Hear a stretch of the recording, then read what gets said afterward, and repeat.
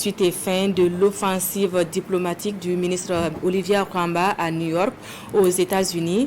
En marge des différents travaux, elle a multiplié les rencontres avec les personnalités onusiennes, des rencontres de plaidoirie pour le Burkina Faso. Le point avec notre envoyé spécial, Nwendata Nathalie Kaouri.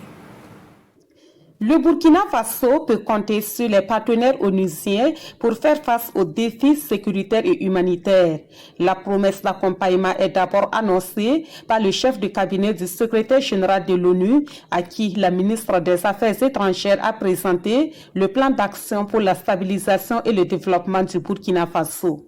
Il a été question d'échanger sur le contexte du Burkina Faso et la complexité de la crise que nous traversons au Burkina Faso et envisager ensemble les voies et moyens de sortie. Et à ce niveau, promesse nous a été faite justement de porter notre plaidoyer à un niveau plus haut afin que le message puisse bien passer et que la délicatesse de la situation que nous traversons puisse être cernée. Le renforcement de l'action des Nations Unies dans le domaine humanitaire est particulièrement attendu pour les enfants qui constituent 58% des personnes déplacées internes.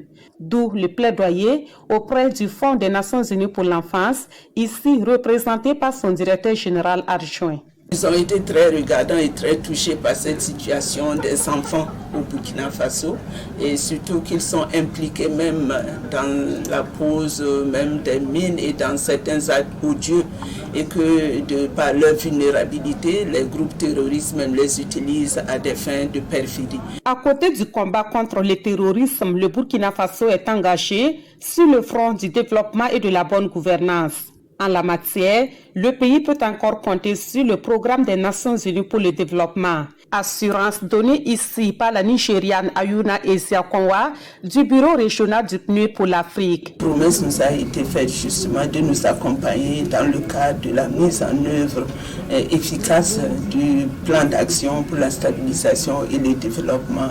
Et la question fondamentale justement de la refondation de l'État et pour permettre d'asseoir des institutions fortes que même après la transition. Le PNUD s'engage également à accompagner le pays des hommes intègres au sujet de la réconciliation nationale. Mais avant, une de ses équipes viendra prendre le pouls de la situation et aider à la mobilisation des fonds.